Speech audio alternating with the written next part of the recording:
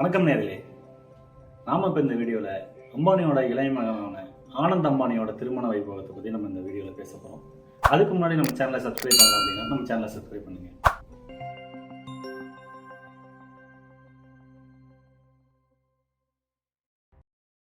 வாங்க நம்ம வீடியோக்குள்ள போகலாம். அம்பானியோட இளைய மகனான ஆனந்த் அம்பானிக்கு மார்ச் 1, 2, 3 நாள் திருமண நிகழ்ச்சி நடக்குது. அதில் பார்த்தீங்கன்னா ஒரு சின்ன நிகழ்ச்சி நிரலம் நம்ம பார்ப்போம். என்னென்ன நிகழ்ச்சி பண்ணுறாங்க அப்படிங்கிறத பார்த்தீங்கன்னா 11 மணிக்கு வெல்கம் ட்ரிங்க்ஸ் கொடுக்குறாங்க எல்லாருக்கும். அப்புறம் 5:30 மணிக்கு ஃபேமிலியோட ஒரு வெல்கம் ஸ்பீச் கொடுக்குறாங்க, ஃபேமிலி மெம்பர்ஸ்லாம் சேர்ந்து கெஸ்ட்டுகளுக்கு. அப்புறம் இந்த ஊர்க்காரவங்கக்கிட்ட பேசுகிறாங்க.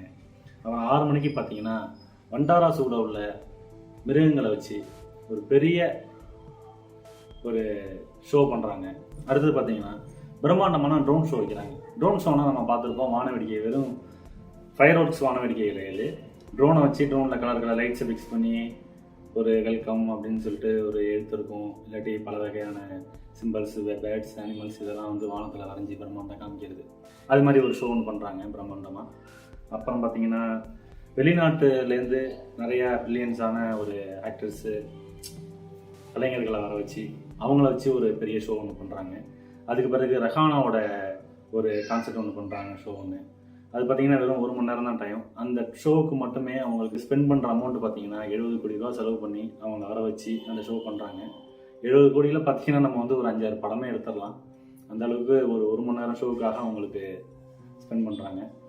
அதுக்கப்புறம் பார்த்தீங்கன்னா டின்னருக்கு பிறகு பார்த்தீங்கன்னா ஒரு ஸ்பெஷல் பார்ட்டி. இது மாதிரி ஒரு இந்த நான் சொன்ன லிஸ்ட் பார்த்தீங்கன்னா ஒரு வெள்ளிக்கிழமை ஒரு வெல்கம் டே, இதுக்காக மட்டும் நடந்த நிகழ்ச்சி நிரல் இது. இதுவே ஒரு பிரம்மாண்டமாக ஒரு இந்த நிகழ்ச்சியை பண்ணியிருக்காங்க. வெள்ளிக்கிழமை இல்லாமல் சனிக்கிழமை, ஞாயிற்றுக்கிழமையும் திருமண ஃபங்க்ஷன் நடக்குது. பார்த்தீங்கன்னா இந்த ஃபங்க்ஷனுக்கு பார்த்தீங்கன்னா இந்தியாவில் உள்ள ரிச்சஸ்ட் செலிபிரிட்டிஸ் அத்தனை பேரையும் அந்த ஃபங்க்ஷனுக்கு வர வைக்கிறாங்க.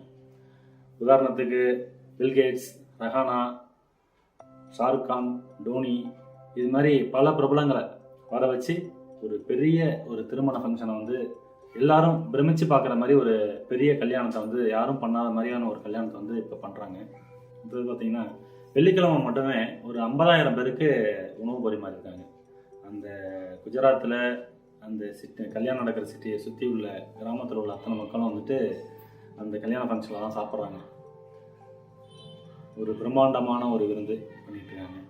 அப்புறம் இது இல்லாமல் இந்த 3 நாளுக்கு மட்டுமே 2000க்கு மேலே கெஸ்ட்டுகளை வர வச்சுருக்காங்க. அப்புறம் 200 சிங்கம், 200 புலி, 200 யானை அப்படின்னு சொல்லிட்டு பெரிய ஒரு அனிமல் ஷோ ஒன்று பண்ணுறாங்க. அம்பானிக்கு பார்த்தீங்கன்னா 3 பிள்ளைங்க, 2 ஆண் பிள்ளை, ஒரு பெண் குழந்தை.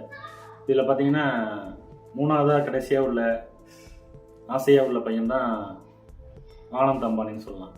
இவரை பார்த்தோம்னா நம்ம ஐபிஎல் நிகழ்ச்சி இது மாதிரி இப்போ தான் சமீபத்தில் ஒரு சில சோசியல் மீடியாவில் வந்து அவர் வந்திருப்பார்.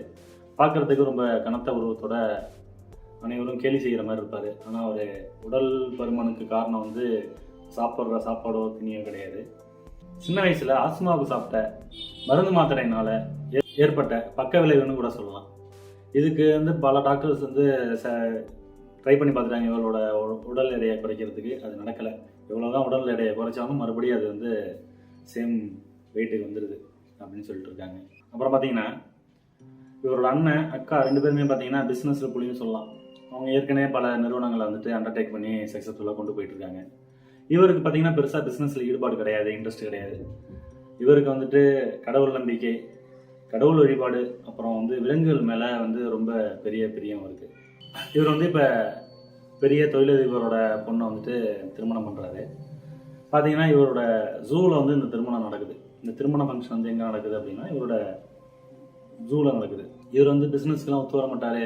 இவர் கொஞ்சம் அப்பாவோட பிஸ்னஸ் நடத்துகிற அளவுக்கு இவருக்கு போதுமான கெப்பாசிட்டி இல்லை அப்படின்னு சொல்லிட்டு எல்லாரும் சொல்லுவாங்க. ஆனால் இவர் பண்ண வேலையை பார்த்தீங்கன்னா எல்லாரும் பாராட்டுவீங்க. அது மாதிரி ஒரு பெரிய வேலையை செஞ்சு வச்சுருக்காரு இவர் வந்து குஜராத்தில் வந்துட்டு ஒரு மிகப்பெரிய 3000 ஏக்கர் பரப்பளவில் வந்துட்டு வந்தாரா அப்படின்னு சொல்லிட்டு ஒரு ஜூ ஒன்று கட்டியிருக்காரு. அந்த ஜூவோட ஸ்பெஷல் என்ன அப்படின்னு பார்த்தோம்னா நம்ம கவர்மெண்ட்டு கூட ஒரு சில விலங்குகளை வந்துட்டு இம்போர்ட் பண்ணி வளர்ப்பாங்க. அந்த விலங்குகள் வந்து நம்ம ஊர் சீதோஷண நிலை சரியில்லாமல் வந்துட்டு இறந்து போயிருக்கும். அது மாதிரி நம்ம நாட்டுக்கு செட் ஆகாத விலங்குகளை கூட அவர் வந்து இம்போர்ட் பண்ணி சூப்பராக வளர்ந்துட்டு இருக்காரு அப்படின்னு சொல்லலாம். பார்த்தீங்கன்னா யானைகள் அதே ஒரு 200 புலி, 200 மான், 200 யானை, 200 முதலை, 200 சீட்டா, அது மாதிரி எல்லாமே வந்துட்டு பெரிய எண்ணிக்கையில் தான், பெரிய அளவில் வந்துட்டு அந்த ஜூ வந்து கட்டியிருக்காங்க. அந்த ஜூவில் பார்த்தீங்கன்னா 3000 ஏக்கர் பரப்பளவில் அது வந்து நிறைய காடுகள் இருக்குது, ஏரிகள் இருக்குது.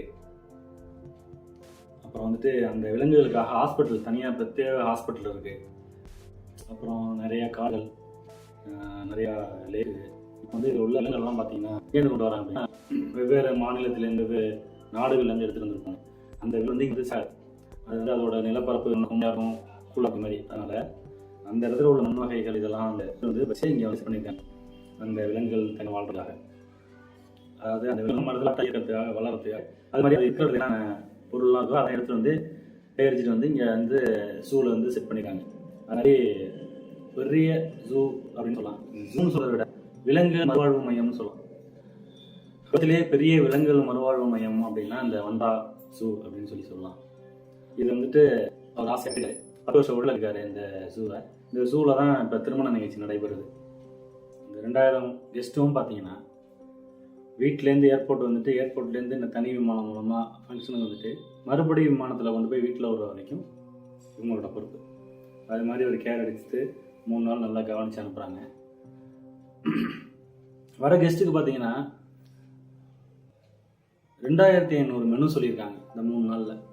இந்த 2500 மெனுவை ப்ரிப்பேர் பண்ணுறதுக்கு 35 தலை சிறந்த செஃப்பை வர வச்சு அவங்களுக்கு கீழே நிறையா குக்கு இதெல்லாம் போட்டு 2500 விதமான பலகாரங்கள், சாப்பாடு எல்லாம் சேர்த்து 2500 வெரைட்டி கொடுக்குறாங்க. 2500 வெரைட்டி அப்படின்னா இப்போ இன்றைக்கி காலையில் இட்லின்னு ஒரு ஐட்டம் வருதுன்னா இது வந்து மறுபடியும் இந்த 3 நாளில் எந்த மெனுலையுமே இந்த இட்லிங்கிற ஒரு பொருள் வராது. அது மாதிரி எந்த ஒரு பொருளுமே சாப்பிட்ட பொருள் வந்து திருப்பி ரிப்பீட் ஆகாத மாதிரி 2500 மெனு போடுறாங்க. ரொம்ப ஸ்பெஷலான மெனு. ஓகே நேயர்களே, நம்ம அடுத்த வீடியோவில் கல்யாணத்தை பற்றி நம்ம பேசுவோம். கல்யாணம் எப்படி நடந்துச்சு அப்படிங்கிறத பேசுவோம். முன்னாடி உங்களிடமிருந்து விடைபெறுவது உங்கள் பிரகாஷ். நன்றி.